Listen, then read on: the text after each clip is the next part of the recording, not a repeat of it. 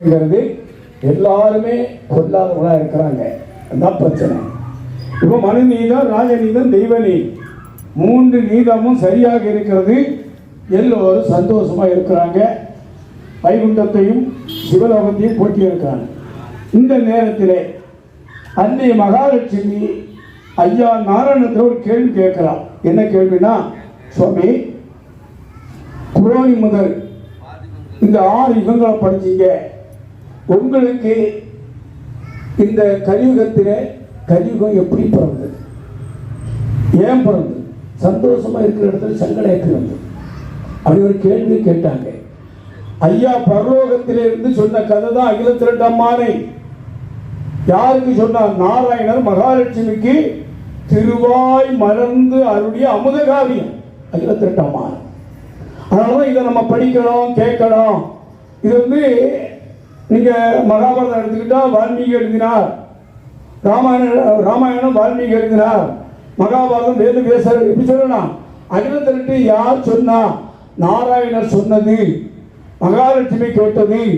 பூலகத்தில் ஹரிகோபால் கிருஷ்ணருக்கு சொன்னாலும் ஐயா தான் எழுதினார்னு அகிலம் சொல்லுது.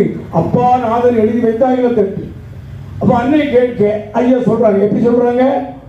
ஆதியிலிருந்து அந்த வரை நம்ம எல்லாம் படிக்கும் பொழுது காலாண்டு தேர்வு, அரையாண்டு தேர்வு, முழு ஆண்டு தேர்வு. அப்படிதான் காலாண்டுக்கு 4 பாடம், அரையாண்டுக்கு 4 பாடம், முழு ஆண்டுக்கு 4, அப்படி 12 பாடம் சேர்ந்துதான் முழு பரீட்சை. அப்படிதான்.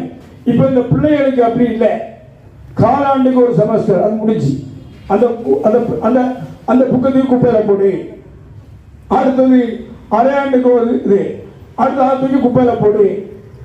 அது முழு ஆண்டுக்கு இன்னொரு புத்தகம். எப்படி படிக்கிறது? காலாண்டு, அரையாண்டு, முழு அன்னைக்கு வச்சா நல்லா இருந்து இல்லையா? அதுபோல அகிலத்திரட்டு முழுமையானது. நம்ம பழைய கதை, ராமாயணம், மகாபாரதம், கந்த புராணம், சிவபுராணம், சாக்கம் எல்லாமே இதை சொல்லப்பட்டிருக்கு. ஆனா எதையும் ஏற்கல. காரணம், கலி அடிக்க அவைகள் எதுவும் பயன்படாது. கேட்கிறாங்க, சுவாமி உங்களுக்கு எதிரி எப்படி வந்தான்? எது எப்படி வந்தா? ஏகம் ஒரு பரம். ஏகம் ஒரு பரம்னா என்ன? கடவுள் பரபிரமமா இருக்கிறார் இல்லையா? அந்த பரத்திலிருந்து இம்மொன்று வாய். வாயுன்னா என்னது? வாயுன்னா நான் பேசுறேன். ஒரு கார் இருக்குங்க, ஒரு கார் இருக்கு, அதுல எல்லாம் இருக்கு, பெட்ரோல் இருக்கு, எல்லாம் இருக்கு. காற்று இல்லைன்னா அது போல நான் பேசுறேன்னா என்னுடைய காற்று தான் பேசுது. உங்களுக்கு நீங்க கேட்குறீங்கன்னா அந்த காற்று தான் பேச. இதுதான் பிரணவம். இந்த பிரணவத்தில் 10 தசவாய்க்கள் இருக்கு.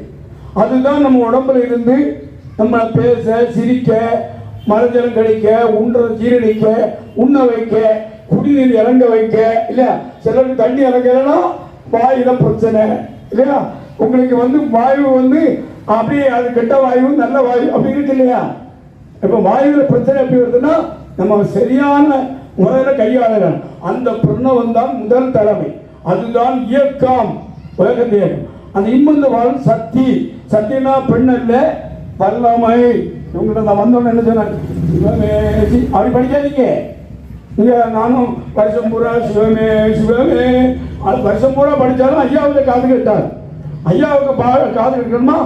Mind, conscious mind, unconscious mind. உங்களுக்கு வாழ்க்கையில் 2 நிலை இருக்கு. நீங்க மேலோட்டமா கடல் அலையில முத்தெடுக்க முடியுமா? முடியாது. நீங்க கடலுக்குள்ள என்ன செய்யணும்? முங்கணும். அதான் மூச்சு பயிற்சி, பிராணாயாமம் இல்லையா? நீங்க சக்தியோட, எனர்ஜியோட பேசணும். எனர்ஜியோட படிங்க. அப்பதான் நான் எவ்வளவு அம்ப எடுத்து விடுறேனோ அதுதான் எதிரியே தாக்கும் இல்லையா? இப்ப பிழை இல்லாம அடிச்சா அரக்கனை கொல்ல முடியுமா? ராமபானம் எவ்வளவு வல்லமையானது. 7 மரங்களை இல்லையா? அவரு கேட்கிறாரு, யாரு?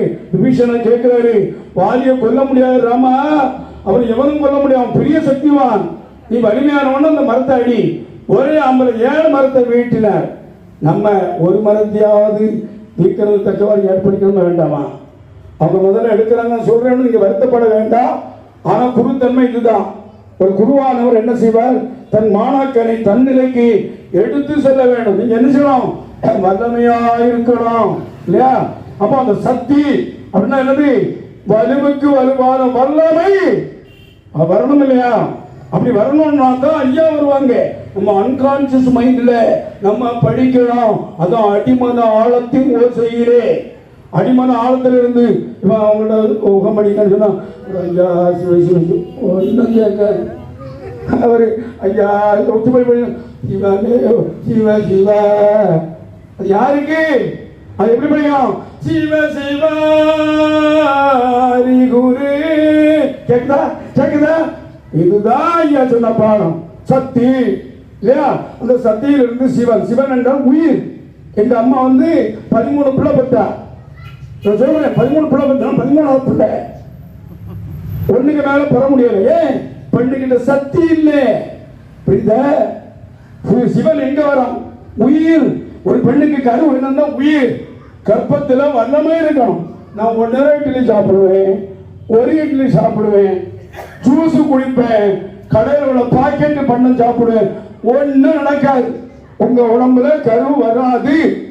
இன்னைக்கு ஒன்ன பத்தி கிடைக்குமா கிடைக்குமா மருந்து மாத்திரை நடக்குமா நடக்குமா? எப்படி இருக்கலாம்? நம்ம உடம்புல என்ன இருக்கலாம்? அந்த சிவன் வருவதற்கு சக்தி வேணுங்க. சக்தியில தான் சிவன் வந்தார் இல்லையா? அப்ப உயிர் வருகிறது. அந்த உயிரிலிருந்து சக்தி தோன்றுகிறாள். எப்படி உலகத்துல பஞ்சபூதம் தோன்றுகிறது, சிவன் பிரம்மா விஷ்ணு தோன்றுகிறார், எல்லாரும் தோன்றி இந்த பஞ்சபூதங்களை படைத்தார். அங்க ஒரு கதை அடிக்கிறாங்க தெரியுமா? இயேசு வந்தார், உலகத்தை படைத்தார். அவரா படைச்சாரு? தெரியுமா? அவங்களுக்கு கால் தெரியுமா, கை தெரியுமா? தெரியுமான்னு கேட்கிறேன். இந்த உலகம் தோன்றி 231,000 வருஷம், 2000 வருஷம் ஆச்சு. 2000 வருஷம் ஆச்சுன்னு கேட்டேன். இது 1007 வருஷமா? இது தோன்றி 7 வரலாறு இருக்குங்க. கடவுள் பிரணவத்திலிருந்து பரபிரம்மத்திலிருந்து இந்த உலகத்தை படைத்தார். படைத்து விட்டு ஒவ்வொரு கதையை சொல்றேன். எப்படி? முதல்ல இந்த பஞ்சபூதத்தில் யார் வந்தா? ஆதாம் எவன் வந்தார்? இல்ல, குரோணி வந்தான். நான் இருந்துட்டீங்க. ஏன் சத்தியத்தை சொல்றேன்? ஏன் பயப்படணும்? ஏன் பயப்படணும்னு கேட்கிறேன் இல்லையா? பூவட்ட சொன்னா மாண்டுதான் போனால் என்ன, செத்து போனா என்ன சொல்லிட்டு போறேன் இல்லையா? கடவுளுடைய சத்தியத்தை சொல்லிட்டு போறேன், தானே உண்மை. அதனால இந்த பஞ்சபூதத்திலே முதல்ல வந்த உயிர் என்னது? குரோணி. குரோணி இங்க தெரியுமா? இருந்தால் குரோணின்னா தெரியுமா? வரிசையை சொல்லுங்க. 7 வருஷத்துக்கு அம்மா சொல்லுங்க. அரக்கு மரம் 7 சொல்லுங்க. மைக்கல் சொல்லுங்க. நீங்களும் தெரியாது, சும்மா படிக்கிறோம் படிக்கிறோம் அப்படின்னு சொன்னா போறாது இல்லையா? அவன் வாத்தியாருக்கு தெரியாம இந்த மாணவன் எப்படி தெரியும்? 7 அரக்கன்னு சொல்லுங்க. இவங்க 7 அரக்கன்னு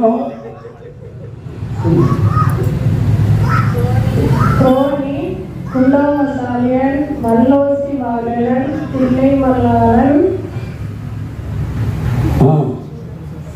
சூரன், சிங்கமுகாசூரன், ராவணன், துரியோதன், கை சொல்லலாம் இல்லையா? நான் நிறைய வருஷமா 7 வருஷம் சொன்னா போறேன். உங்கள்கிட்ட ஒரு ஆள் கேட்டது நீங்க சொல்லணும் இல்லையா? கலியனுடைய கதை சொல்லணும், குரோணிலிருந்து தொடங்கணும். நீ கலியுகத்தை ஒரே வார்த்தை சொல்ல முடியாது. நல்லா புரியுது. இது கடைசி பாடம். இந்த பார்த்தாலே இந்த உலகத்தின் கதை முடிகிறது. படத்தினுடைய கடைசி நிலை, உலகத்தின் கடைசி நிலை. அப்போ குரோணி உலகத்தில் பிறந்தான். பிறந்தாலும் கொஞ்ச நாள் தூங்கினான். தூங்கிட்டு முழிக்கிறான். முடிச்ச உடனே என்ன வருதுன்னா பசி வருது. பசி பசி எல்லாருக்கும் வருதா இல்லையா? வருது இல்லையா? பசி வருது. பசி வந்தோடனே அவன் அதை சாப்பிட்டான், இதை சாப்பிட்டான், எல்லாம் சாப்பிட்டான். அவனுக்கு பசி ஆத்தல. நீங்க எத்தனை இட்லி சாப்பிட்டீங்க? எத்தனை இட்லி சாப்பிட்டீங்க? வைக்கப்படான்னு சொல்லுங்க. 4. நான் 6 சாப்பிடுன்னு சொல்லுங்க. அதே வைக்கப்படாண்டான். நீங்க எத்தனை இட்லி சாப்பிட்டீங்க? ஒண்ணு இல்லையா? நிறைய சாப்பிடுங்க. அப்பதான் கொஞ்சம் வல்லமையா மாறும். நீங்க எத்தனை இட்லி சாப்பிடுங்க? 2 இட்லியா? மயக்கம் வந்து ஒன்றும் பண்ண முடியாது. அந்த காலத்துல 10-15 தோசை சாப்பிடுவாங்க. ஒரு விஷயம் சொல்லட்டுமா? எங்க அப்பா 12 பிள்ளை புத்தகம்னா 4 எடுத்து சாப்பிடுவாங்க. ஒரு கருப்பட்டி, ஒரு தேங்காய் சாப்பிடுவாங்க. ஒரு சக்கையை வெட்டி வச்சு முழுமையாக சாப்பிடுவாங்க. இப்ப ஒரு சொல்ல சாப்பிட்டுக்கிட்டு ஒரு சொல்லி கருப்பி சாப்பிட்டோம்ப்பா இல்லையா? அப்போ நம்ம 5 இட்லி சாப்பிட்ட உடனே 4 இட்லி சாப்பிட்ட உடனே நம்ம பசி ஆறுதா இல்லையா? கடவுளுக்கு நெல் சொல்ல வந்து வேண்டாமா? நம்ம 10 சாப்பிட்டும் பசி ஆறுல, 12 சாப்பிட்டு என்ன பண்ணுவீங்க சொல்லுங்க? அலறு தானே செய்வோம். அதுபோல அவனுக்கு பசி ஆத்தல. அவன் அலறுகிறான். அலற உடனே எம்பெருமான் நாராயணர் இந்த பூலோகத்தின் முதல் அவதாரம். முதல் அவதாரம் மத்ஸ்யம் அல்ல, கூர்மம் அல்ல, வாமனம் அல்ல, வராகம் அல்ல, நரசிம்மம் அல்ல. இது பழைய கதை. அகில திரட்டுக்குள்ள மாறுங்க. அகில திரட்டு சொல்லியிருக்கா, கடவுள் மத்தியமா வந்தார் கூர்மா அப்படி சொல்லல. முதல் அவதாரமே நாராயணன் வந்து நல்லா காது கொடுத்து கேளுங்க. காது உள்ளவன் கேட்க கடவான். இது வந்து எல்லா இதை அடைச்சிருக்கு, காது மட்டும் திறந்திருக்கு. என்னத்துக்கு?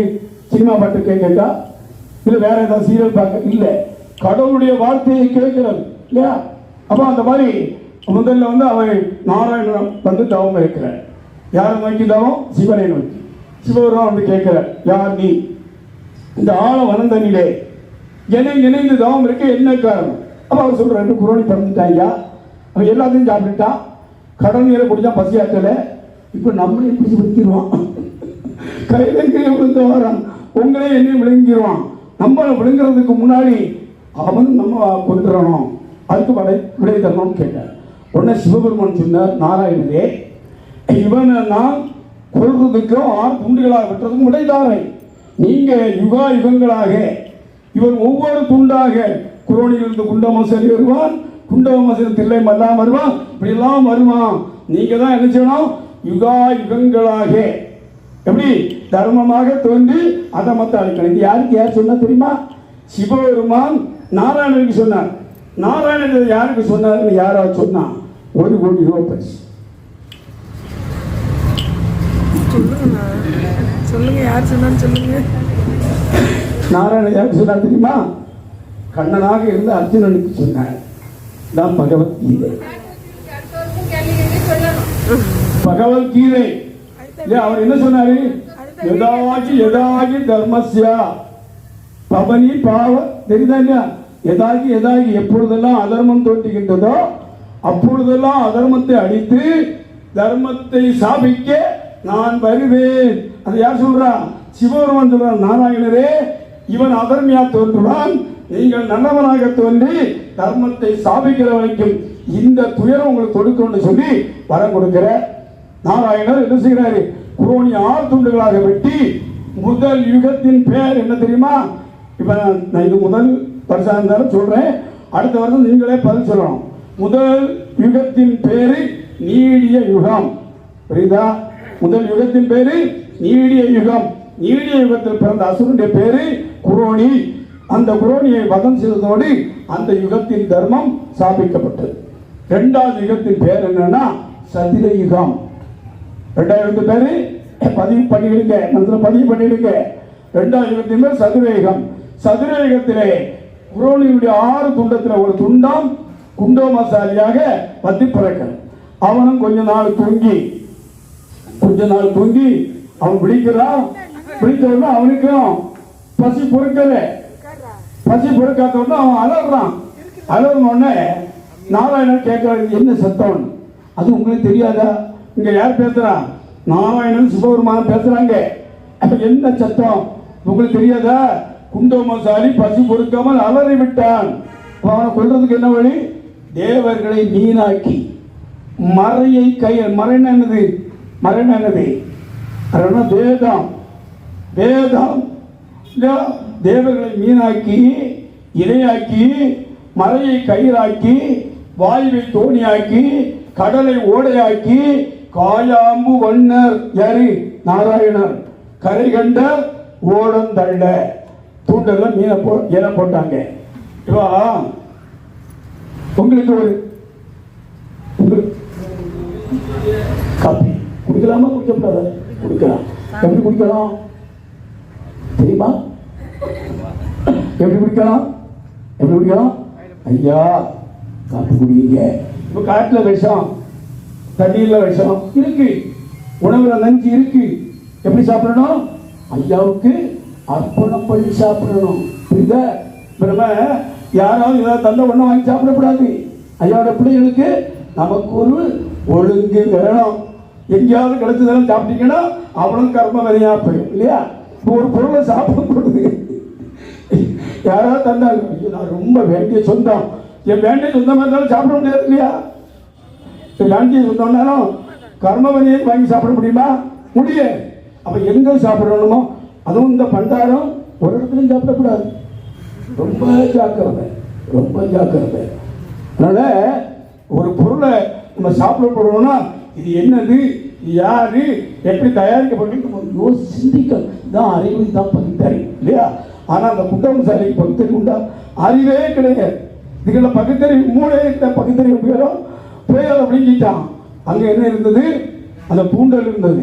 குறவளையில் குத்தி அவன் கொல்லப்பட்டான். அப்போ அந்த சதுர யுகம் தர்மம் ஸ்தாபிக்கப்பட்டது. மூன்றாவது யுகம் நெடிய யுகம். நெடிய யுகம் தில்லை மல்லாளம் மல்லரசி பாகனன்னு 2 பேர் பிறக்கிறாங்க. 2 பேர் பிறந்தாச்சு. சரி, இவங்களுக்கு வரம் கொடுக்கணும் இல்லையா? அப்ப சிவபெருமான் சொல்றாரு, ஆறும் காணாத ஆதி கைலையில வந்த சுருதி முனி அப்ப எப்படி தவம் எழுதுறான்? ஓ நமச்சிவாயா. ஓ யார் இருக்கிறா? சுருதி முனி சிவபெருமான நினைச்சு தவம் இருக்கிறான். ஓம் நமச்சிவாயா, ஓம் நமச்சிவாயா அப்படின்னு இருந்துட்டு இருக்கிறான். இவங்களுக்கு 50 தலை 100 கை காலு புருன்னு வந்தாங்க. அந்த சுருதிமணி அப்படியே நல்ல கவனமா கேளுங்க. அகிலத்திட்ட புரிஞ்சுக்கிறது மிக கடினம். ஆனால் மிக இருக்குவான். கருத்தா கேட்டான். கருத்து இல்லைன்னா புரியவே இது கணக்கு பாடுங்க. அகிலத்திட்டு கணக்கு பாடம் நடக்கும் பொழுது ஆசிரியருக்கு முழுத்த பார்க்க வேண்டாமா? நான் அங்க இருந்து கேட்பேன், அந்த செல்போன் டவர்ல இருந்து கேட்பேன், ஒன்னும் கேட்க. கணக்கு பாடம் எடுக்கும்பொழுது ஆசிரியர் இல்லையா, நான் உங்களை பார்க்க நீங்க என்ன பார்க்கணும். அப்பதான் பார்முலா சூத்திரம். இது சூத்திரம் இல்லையா? அப்ப இதை நம்ம நேரிட்டு கேட்கணும் இல்லையா? அப்போ அந்த ஓடி போய் அவர் தவத்துல தூக்குறாங்க. தூக்குறோம்னா சுருதிமணி கேட்கிறாரு, டேய் இது யாரு, எது எதுக்கு தூக்குறீங்க, எதை தூக்கி என்ன பண்ண போறீங்க, கடல்லையா போடுறீங்க, போடுங்க. ஆனா உங்களை வதம் செய்ய நான் மந்திரப்புற கடையாய் நாராயண பக்கத்துல வளர்ந்திருப்பேன். அதுக்கு பிறகு உங்களையும் கொன்று உங்கள் ஊரையும் கரியாடாக்கி நான் வைகுண்ட பேரு பெரும் சாபத்தை போட்டான். இவங்க தூக்கி அங்க போட்டாங்க. அவன் சாபத்தை போட்டான், இவங்க தூக்கி அப்படி போட்டாங்க. இப்ப இந்த சாபம் எங்கிறது யாருக்கு தெரியாது? பாதிகளுக்கு தெரியாது. அப்படிதான் நம்ம இன்னைக்கு ஒரு ஆளு நம்ம சபிக்கிறோம் கேட்டா நம்ம என்ன செய்யறோம்? பாவம் செய்கிறோம்னு பொருள். ஒரு ஆளு நம்ம சபிக்க அனுமதிக்கப்படாது. சாபத்தை வாங்கிக்கிட்டு இவங்க பூமியில வராங்க, வந்து பாவத்தை செய்யறாங்க. எப்படி செய்யறாங்க? விட்டில் பூச்சி விளக்கில விழுந்து மாண்டு போவதை போல எல்லாரும் நம்முடைய மரணத்துக்கு தக்கவாறு வாழ்க்கை அமைச்சிட்டாங்க. ஐயா என்ன சொல்றாங்க? மரணத்துக்கு போகாதீங்க, மரணம் இல்லா பெருவாழ்வுக்கு வாருங்கன்னு ஐயா நம்மளை கூப்பிடுறாங்க. நம்ம என்ன செய்யறோம்? பாவத்தை செய்து நரகத்தை வழி தேடுறோம். இதுவரை இவங்க பாவத்தை செய்கிறாங்க. இப்பொழுது இவங்களுடைய பாவம் பொறுக்காம நாராயணர் சிவபெருமான் உமையோட கேட்கிறேன், உமையோட இந்த தில்லை மல்லாளன் மல்லரசி பாகனை கொள்றதுக்கு ஏதாவது வழி இருக்கா? அதுக்கு பொருள் என்ன தெரியுமா? என்ன பொருள்? நான் இப்ப எவ்வளவு கெட்டிக்காரனா இருந்தாலும் ஏதாவது செய்யும் பொழுது ஐயாவிட்ட கேட்கும். ஆமா சந்திரகேகா, நம்ம இப்படி படிக்கலாமா, இப்படி கேட்கலாமா? இது என்ன அப்படின்னா ஒருவருக்கொருவர் தாழ்மை.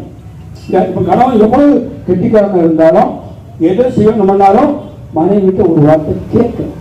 மனைவி யாரு? மன்னன் கேட்க மதி மந்திரி தலைமைச்சர். நான் சர்வ நிச்சயமா சொல்றேங்க, உங்க மனைவி சொல்வது 100க்கு 100 சரிங்க. நீங்க ஒருவேளை கேட்காம போனாலும் அதுக்கப்புறம் வந்து உங்களை மன்னிச்சு விடுங்க. அதுக்கப்புறம் என்ன மன்னிக்கிறது? முதல்லயே நான் சொன்னேன், நீங்க கேட்கலாம் இல்லையா அப்படி சொன்னா நல்லது. என் வீட்டுல நடந்திருக்கீங்க. அவங்க சொல்லுவாங்க எப்ப பண்ணாதீங்க, சும்மா போய் உனக்கு என்ன தெரியும் அப்படின்னு நமக்கு மகன் தோத்துக்கிட்டு தோலை பிடிக்கிட்டு வந்து நிலத்துக்கு. அப்ப அவ சொல்றதை கேட்கவே வேண்டாமா? இதுதான் சிவபெருமான் உமையவள். சிவபெருமானுக்கு தெரியாததா இருக்கா? ஆனா ஒவ்வொரு நிமிடங்களையும் நீங்க பாத்தீங்கன்னா அன்னைகிட்ட கேட்காம ஐயா எதையும் செய்ய மாட்டார். இப்ப உமையோட கேட்கிற இவங்க அவசியம் இல்லை, கவலைப்படாதீங்க. என் அண்ணன் நாராயணன் இருக்கிறார். எப்படி இருக்கிறார்? இல்ல மச்சனை இருந்த மலை போகிற நிறைய வாழ்க்கையில மச்சான் தான் மலை. அதுல சிவபெருமான் நம்ம ஐயாவுக்கு அவங்க மச்சான் தான் மலை. அப்ப மச்சானா மலை சிவபெருமானுக்கு நாராயணன் மச்சான். அதனால கவலைப்படாதீங்க, அண்ணன் இருக்கிறார். மந்திரப்புற கடையாக சுருதிமுனி இருக்கிறார். அவர் எப்படி மந்திரப்புற கடையானார்? நாராயணன் சொல்லி அவர் உடனே மந்திர கடையா மாத்திட்டார். உடனே நாராயணன் சொன்னார். ஐயா வந்தாங்க, மந்திரப்புற கடையை எடுத்தாங்க. அவங்களோட போர் செய்து வதம் செய்து அந்த யுகத்தினுடைய 3வது யுகத்தினுடைய தர்மத்தை சாபித்து விட்டு அந்த சுருஜமுடிக்கு வைகுண்ட பதவி கொடுத்தாங்க. 4வது யுக வரலாறு என்ன வேணும் பண்ணுங்க. இந்த உலக வாழ்க்கையில எவ்வளவு சம்பாதிங்க, வரவே வராது மனநிறைவு. மனநிறைவுங்கிறது இறைவனை தேடுகிற போது மட்டும்தான் கிடைக்கும். நிம்மதி, சந்தோஷம், சமாதானம், கடவுள் தான் நிம்மதி இல்லையா?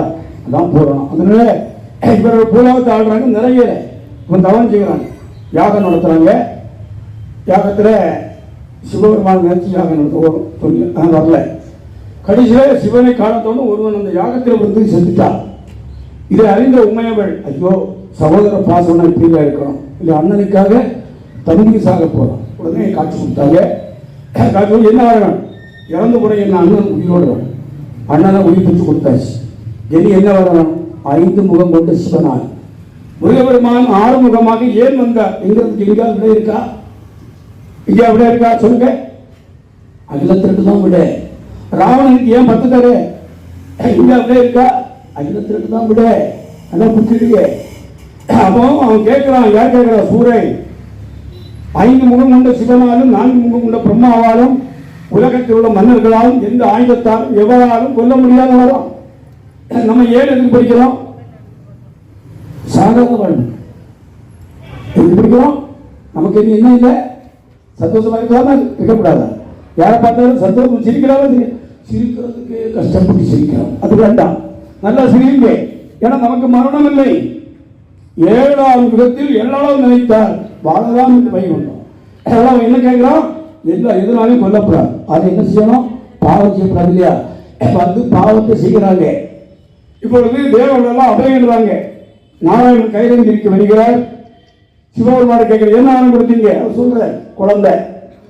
நான் என்ன ஆளையும் கொல்ல முடியாது, எவராலையும் கொல்ல முடியும். அப்படியா? பேயனுக்கு என்னுடைய பிறப்பை கொடுத்தாலும் நமக்கு சங்கடம் வந்து சொல்லி நாராயணரே 6 முக கடவுள் இல்லையா? 10 அவதாரத்தில் 6 முகம் சொல்றாங்களா? 10 அவதாரத்தில் 6 முகம் சொல்றாங்களா? இல்லை. அப்பமே உங்க தசாவதாரம் தோற்று போச்சா இல்லையா? தோற்று போச்சா இல்லையா? கடவுளுடைய 4வது அவதாரம் முருகபெருமான அவதாரம். யார் அவதாரம் எடுத்தா? நாராயணர். புரியுதா? என்னை 6 முகமாக படை. எவ்வளவு பெரிய சத்தியம் வேணுமுங்க. இதை எடுத்து தினம் முட்டுங்க, குழந்தைய முத்துற கூட முத்துங்க. அன்பான அகிலத்திற்கு அம்மானே இது ஞான சுரபி. தாய் குழந்தைக்கு பால் ஊட்டுவதை போல நமக்கு ஞானத்தை ஊட்டக்கூடிய அன்பான நான் தினமும் எடுத்து முட்டுவோங்க. நாம பொறுமுறைதான் அகிலத்தை எடுத்து முட்டுவேன்.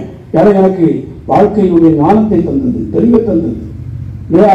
அதனால நாராயணனுடைய சிவபெருமானுடைய நெற்றி கண்ணிலிருந்து ஞானம் பொறிக்க சரவண பொய்கையில 6 தாமரையில 6 குழந்தையாக முருகபெருமான் வடிவெடுக்கிறார்.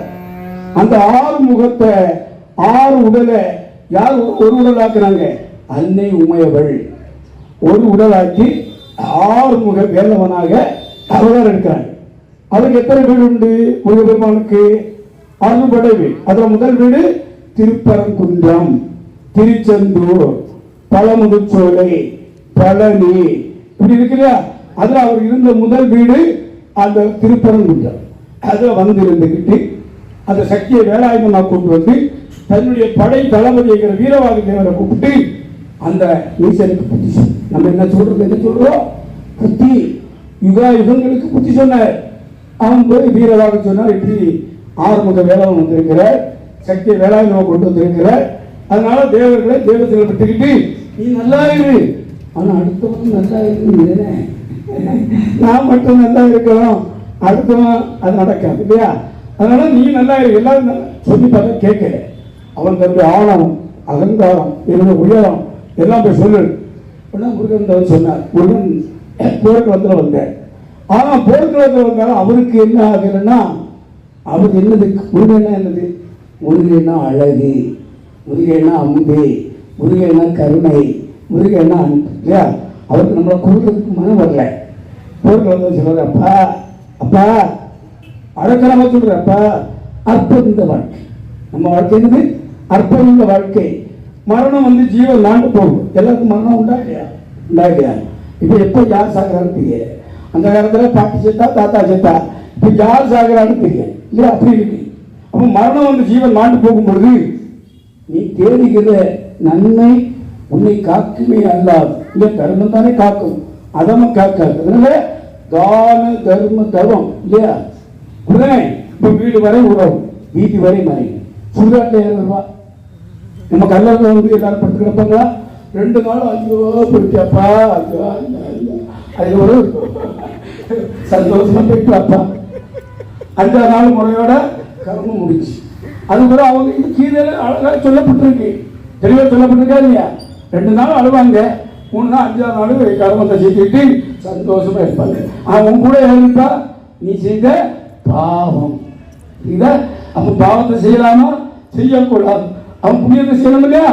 புத்தி சொன்ன அவன் கேட்கல, பிறருக்கு தானே வந்த. யாருக்கு புத்தி வரும்? இறப்பதற்குள்ள புத்தி.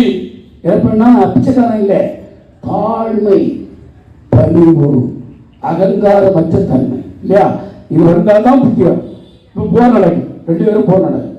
கடைசியில் எப்போ சக்தி வேறால அவர் சங்காரம் செய்கிறார். சங்காரம் செய்துட்டு இப்போ கேட்கிறாரு, இப்பொழுதாவது சண்முகா, வேணவா, முருகா ஒரு பாட்டு பாடுங்க பாடுங்க. அதுக்கு மட்டும் வெக்கம், கடவுளத்தை பேசுறதுக்கு வெக்கமே வர. கடவுளை பாருங்க, கடவுள் பேசுங்க அப்படின்னு சொன்னா உடனே பயங்கர. ஆனா நடு ரோட்ல நின்றுட்டு 2 சண்டை போடுங்க, என்ன வார்த்தைகளை பேசுறாங்க. முருகனை ஒரு பாட்டு பாடுங்கன்னா பாட மாட்டாங்க. ஒரு ஆள் பாடுங்க பார்ப்போம், ஒரு பாட்டு பாடுங்க பாடுங்க. கற்பனை என்றாலும் கச்சிலை என்றாலும் பாடணும் இல்லையா. உங்களுக்கு நேரம் இல்லை, இல்லைன்னா தத்திருப்பேன். கடவுளை பாடுங்க, அவர் நாமத்தை சொல்லுங்க. இதைத்தான் யுகங்கள் தோறும் கடவுள் நம்மள கேட்டது. நீங்க பாட வைங்க, பாட ஒன்றும் கேட்கல, என் நாமத்தை சொல்லுங்கன்னு சொன்னோம். என்ன ரொம்ப சிரிக்கிறீங்க, சந்தோஷமா இருக்கா? பாட்டு பாடணும்னு ஆசையா இருக்கா? பாருங்க அப்படின்னு சொன்ன. அவன் கேட்கல, நீ என்ன கொல்லல, சக்தி வேறு தான் என்னை கொண்டது என்று சொல்ல உடனே அவனுடைய குறவரை அழித்து விட்டு அதே யுகத்தில் அவனை இரணியாட்சலாம் பேசுகிறார். இப்போ இரணியாட்சல் வந்து அண்ணன். அவன் என்ன சொன்னா, பூமியை சுருட்டி பாதாளத்தை கொண்டு வச்சான். இதை அறிந்த நாராயணன் வராக அவதாரம் எடுத்து அவனை கொண்டு பூமியை சாப்பிட்டார். சாப்பிட்ட பிறகு இரணி என்ன பண்றான், என் சகோதரனை கொண்டவனுடைய நாமத்தை யாரு சொல்லப்படாதுன்னு சொல்லி தவத்தில் போறான். இந்த நேரத்தில் அவங்க மனைவிக்கு பேர் என்ன தெரியுமா? லீலாவதி. லீலாவதி கர்ப்பமா இருக்கிறார். கர்ப்பமா இருக்கும்போது இந்திரன் சிறைப்பிடித்து செல்கிறார். நாரதர் வந்து இடைமறித்து, எப்பா ஒரு கர்ப்பவாதியை கொல்லப்படாது அப்படின்னு சொல்லி கூட்டிக் கொண்டு தன்னுடைய ஆசிரமத்தில் வச்சு சொல்லிக் கொடுக்குறாங்க. என்ன சொல்லிக் கொடுக்குறாங்க? நாராயணா நாராயணா நாராயணா. நம்ம வயத்துல குழந்தை இருக்கும் பொழுது அஜித்துக்க படம், விஜய்க்க படம், சினிமா, நம்மளே கர்மம். அதுக்கு மேல அந்த கர்மத்தை தூக்கி தண்ணியில் எடுத்து வைக்கிறீங்க. கர்ப்பமா நம்ம சொன்னா கேட்கலன்னா என்ன போடணும்? நம்ம கேட்கல, கடவுளுடைய வார்த்தையை கேட்கணும். ஒரு தாய் கர்ப்பமா இருக்கும்போது எப்படி இருக்கணும்? பக்தியா இருக்கணும், நல்ல வார்த்தைகளை பேசணும், கடவுளுடைய நாமத்தை சொல்லணும். சொல்லணும். இப்போ அரக்கனுடைய மனைவி லீலாவதி. ஆனா ஆசிரமத்தில் கொண்டு போய் நாராயணன் நாமத்தை சொல்லிக் கொடுக்க, பிள்ளை பிறக்கும்போது எப்படி பிறக்கிறான்? பக்த பிறக்கலான்னு பிறக்கிறான், பக்த பிறக்கலான்னு பிறக்கிறான். குழந்தை பிறந்தாச்சு. நம்ம இப்போ அவங்க டீச்சர் மாதிரி இருந்தாச்சு. உங்க குழந்தைக்கு என்ன வயசாச்சு? 1.5. ஃப்ரீ காட்சி கொடுக்குறீங்களா? காரணம் 6 சொல்ல முடியுதா? வெக்கப்பட வேண்டிய 6 வயசு வரைக்கும் அம்மா தான் குரு, அம்மா தான் ஆசிரியர். அந்த நிலவை பார்த்து சொல்லுவோம், நிலவே நிலவே வா வா வா, பிள்ளைக்கு கிண்ணத்தில் பால் கொண்டு வா, மயிலே மயிலே வா வா வா, பிள்ளைக்கு தலைக்கு பூ கொண்டு பட்டனா இல்லையா? என்ன தாலாட்டு? 6 ஆகிட்டு போ. எப்படி பிறக்கிறதுன்னு கேட்கிறேன். 1.5 வயசுக்கு அடுத்தது குழந்தைக்கு சாப்பாடு பண்ணா செல்ல ஆன் பண்ணி கொடுத்து எவ்வளவு பெரிய தப்பு. குழந்தைகள் மனநலம் குந்தி போவாங்க. தயவு செய்து குழந்தைகளுக்கு சேட்டையை பொறுத்து கொள்ளுங்க. செல்ல ஆன் பண்ணி கொடுத்துக்கிட்டு ஏமாத்தாதீங்க இல்லையா? 1.5 வயசு 2 வயசுல பள்ளிக்கூடம். அன்னைக்கு 6 வயசுல காது தொடுங்கன்னு சொல்லுவாங்க. நம்ம அப்படித்தானே போனோம்.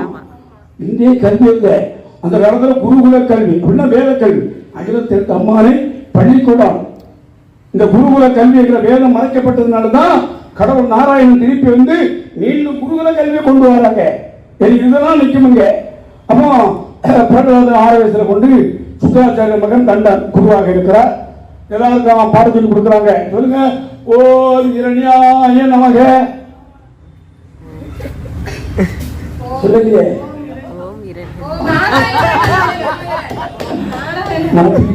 அப்பா கொஞ்சம் கவனத்தை சமாளினா போச்சு இல்லையா? எல்லாரும் இரண்யமா தான் சொன்னாங்க. ஆனா அந்த பிரகலாதன் மட்டும் நாராயணாய நமக. எல்லாரும் ஒழுங்கா சொல்றாங்க, நீ மட்டும் தப்பு தப்பா சொல்ற. மீண்டும் ஒழுங்கா சொல்லு. சொல்லுங்க, ஓம் இரண்யாய நமக. எல்லாரும் இரண்யாயம் சொன்னாங்க. அந்த குழந்தை மட்டும் ஓம் நமோ நாராயண சொல்லிச்சு. கடைசியில் கொண்டு ஒண்ணு வழியில தகப்பனுக்கு கொண்டு விட்டான். தகப்பனுக்கு மடியில வச்சுக்கிட்டு, மகனே ஆசிரியர் சொல்லியிருந்தார், கல்வி தரும், செல்வம் தரும், அழியா வாழ்வு தரும், அமர் தூரம் தரும், அந்த நாமத்தை கண்டுகிட்டேன். ஒண்ணு அவன் கழுத்துல என்ன கிடந்துன்னா 100 கிலோ தங்கம். எத்தனை கிலோ தங்கம்? அன்னைக்கு 70 அடி உயரம், 100 கிலோ தங்கம். அதை கழுத்து ஆசிரியர் குருதத்தினா கொடுக்குறான். ஆசிரியர் குட்டி குட்டுன்னு ஆடுறாரு. ஏன் ஆடுறாரு? இவன் இப்ப இரண்யமாவா சொல்ல போறான், அவனுக்கு எதிரியாக்கி நாராயணன் சொல்ல போறான்.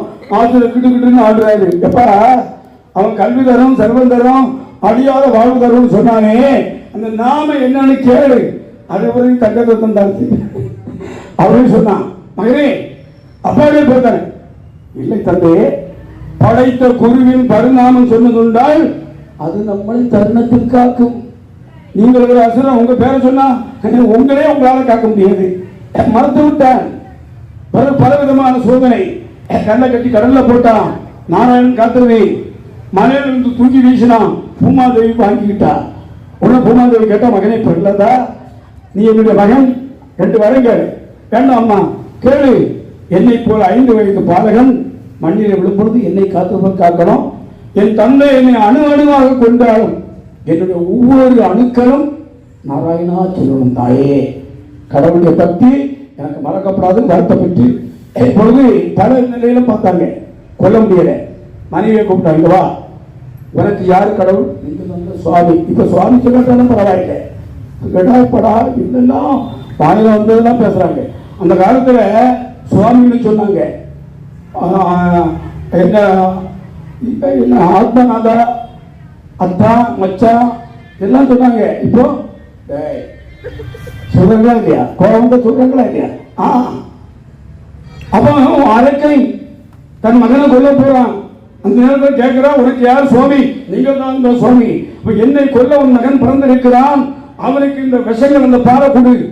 வாங்கி வச்சுட்டு இருக்கிறா. அழுதுகிட்டே இருக்கிறான். பிரகலாதன் ஓடுகிறான், அம்மா அம்மா இல்லைன்னு உனக்கு என்னையா இருக்கு? தாயின் சிறந்த கோவிலும் இல்லை, தந்தை சொல்மிக்க மந்திரம் இல்லை, 1000 உறவில் பெருமைகள் இல்லை, அன்னை தந்தையே அன்பின் இல்லை இல்லையா? அம்மா அம்மான்னு ஒன்று இல்லை இருக்குங்க. நான் குறை சொல்லலை. மனைவி எப்படி வச்சு தந்தாலும் குறை சொல்லிட்டு இருப்போம். அம்மா வச்சு இந்த ஒரு நாளாக குறை சொல்லிக்குமா? அம்மா எப்படி தந்தாலும் நம்ம விஷயத்தை காரணம் என்ன தெரியுமா? நம்ம தூங்குற நேரத்தில் இப்படி தட்டுவோம். தம்பி ஒரு கண்ணு தூக்க வரும்போது மனம் கான்சியஸ் அன்கான்சியஸ் மைண்டுக்கு போயிடும். அம்மாவுடைய உருவம், அம்மாவுடைய சொல்லு நம்ம ஆழ்ந்த மனத்தில் பதிஞ்ச பிறகு அம்மா நமக்கு என்ன செய்தாலும் சரியாட்டாங்க இல்லையா? அதனால அந்த பிள்ளை வந்து அம்மான்னு கூப்பிடுறான். அம்மா அழுதுன்னு என்னம்மான்னு கேட்குறாங்க. மகனே பிறகுதா, அப்பா எனக்கு ஒரு கட்டளை இருக்காங்க, ஒன்னி இந்த விஷயங்கள் பாலை உனக்கு தரணும், இல்லைன்னா ஒரே ஒரு முறை என்னம்மா சின்ன தங்கமே என் பொண்ணேன்னு மன்றாடுறான். நம்மளால சொல்லிடுவோம், ஏன்னா நமக்கு தெரியாது. அவன் பிரகலாதன் கடவுளை அறிஞ்சவன். அம்மா நான் தப்பு பண்ணலாமா? அந்த தர்மத்தை அறிஞ்சிட்டாமா? இல்லை நம்ம 7 வாசித்த பிறகு தப்பு பண்ணலாமா? 7 வாசிக்காத மக்கள் தப்பு பண்ணா மன்னிப்புண்டு, 7 வாசிக்கிற நம்ம தப்பு பண்ணலாமா? அதனால அப்படி அந்த விஷயத்துல பார்க்குறான். அவளுக்கு பார்க்கும்போது விஷமா இருக்கு, அவன் பார்க்கும்போது கடவுள் தெரியும். சாப்பிடலாம், சாகலை. இப்பொழுது இரண்டை கேட்கிறான், உங்க நாராயணன் எங்கே இருக்கிறார்? நீங்க என்ன சொல்லுவீங்க? நாராயணன் எங்கே இருக்கிறார்? அங்க இருக்கிறாரா? தூணிலும் இருப்பார், துரும்பிலும் இருப்பார், தூயவன் ஜோ நாராய பாருங்க. தூணிலும் துரும்பிலும் இருப்பார், தூயவன் ஜோதி நாராயணா. ஆணிலும் இருப்பார், பெண்ணிலும் இருப்பா ஆனந்த ஜோதி நாராயணா. படிங்க. ஊனிலும் இருப்பா துரும்பிலும் இருப்பா தூயவன் ஜோதி நாராயணம். ஆணிலும் இருப்பா பெண்ணிலும் இருப்பா ஆனந்த ஜோதி நாராயணா.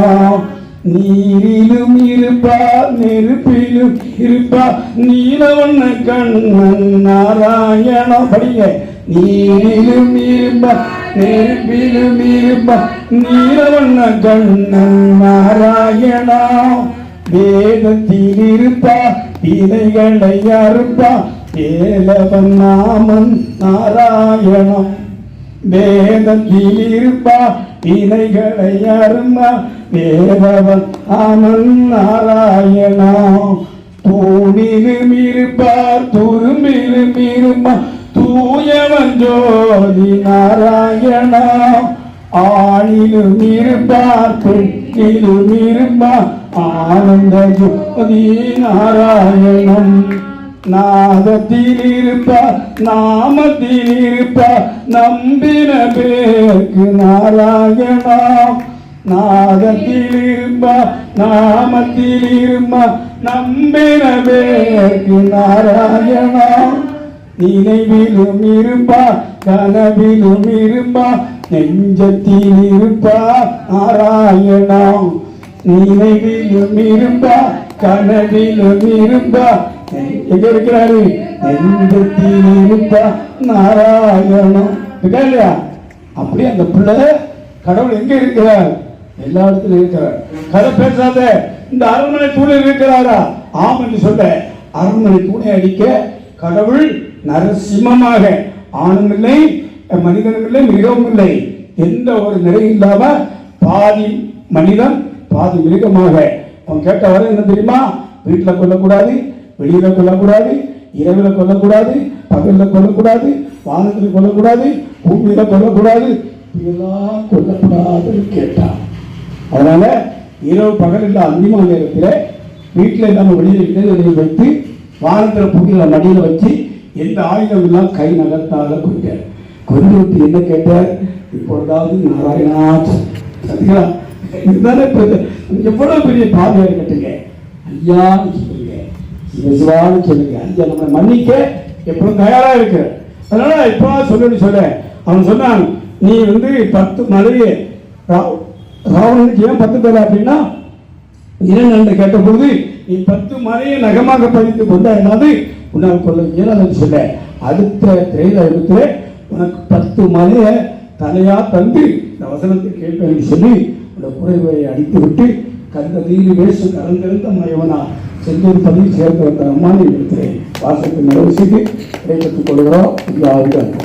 தினம் வாங்க சரியா 8:30 மணிக்கு மறுபடியும் நீங்கள் தினம் மட்டும் கேட்டால் தான் நம்ம திருக்கல்யாணம் நடத்துறது அர்த்தம் இல்லையா? அது பெரிய படித்த பட்டா விஷயங்கிறது நமக்கு எல்லை இல்லாத தெரியுது. சரியா?